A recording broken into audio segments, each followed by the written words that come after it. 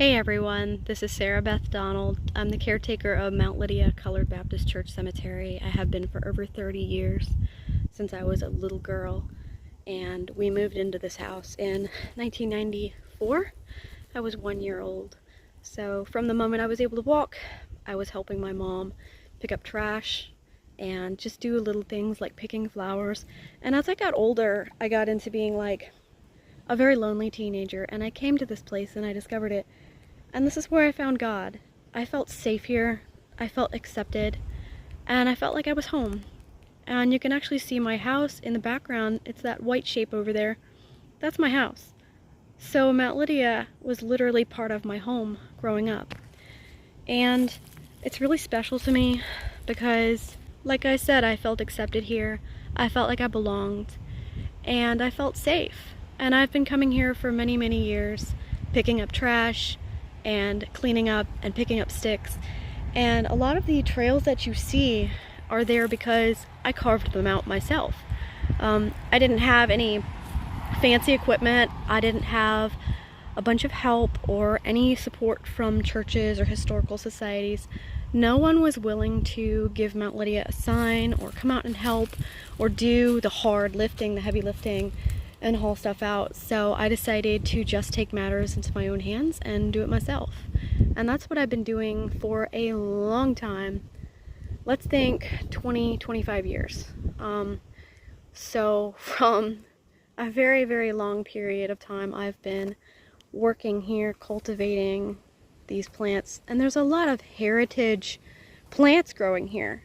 And you can see the baby's breath. You can see the red buds in the background. You can see the daffodils. They just came up and bloomed, and they will again. There is periwinkle everywhere. I mean everywhere.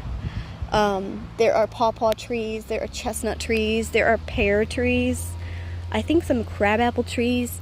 There are, I think it's called a locust tree, but let me look into that. But there are blackberries, raspberries, honeysuckles. There's everything you can think of. It grows here. And every year we have like a family of deer or different family of deer that come, and they have their babies here. They feel safe here. They have their fawns right here in the cemetery.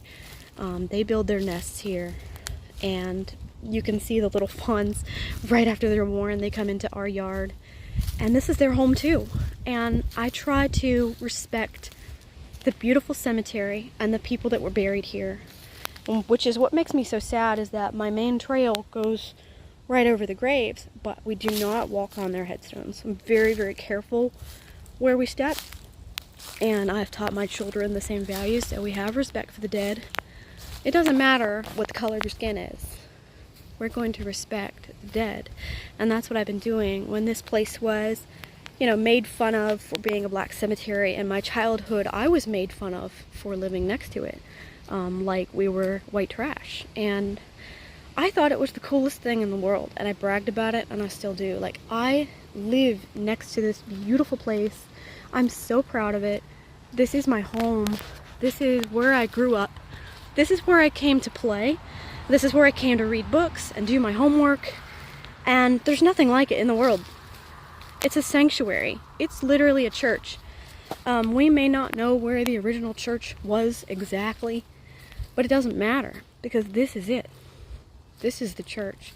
And I promise I'm going to dedicate my life to taking care of it, and to taking care of the plants, the heritage plants, like these daffodils. They're antique daffodils. They're not too pretty right now, but they were a few weeks ago. Taking care of everything that I can, and not cutting it unless it's dead, until I know for a fact what it is. When I know what it is, I know it's invasive, or I know that it's a problem, then I'll take it out. But right now, this is just a garden. Mount Lydia is a garden as well as a cemetery, and the garden was left to go wild.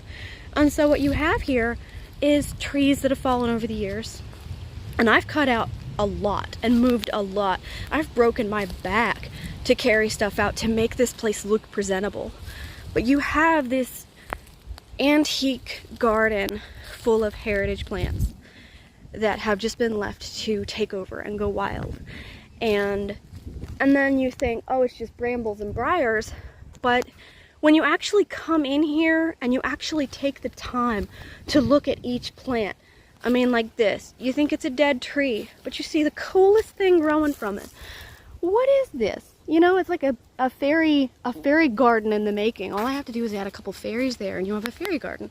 And then this plant, I can't remember what it is, but I know that it has flowers that come off of it every year. So anyone that comes in here and just takes the time to look what's been done and the plants that are growing and why they're still here, there's a reason. All it needs is a couple benches, and if you come and you just sit under these trees, you're gonna smell the wonderful sweet smells of all the flowers that grow here and all the beautiful trees that grow here. It's a holy place, and we need to slowly, just slowly take care of it.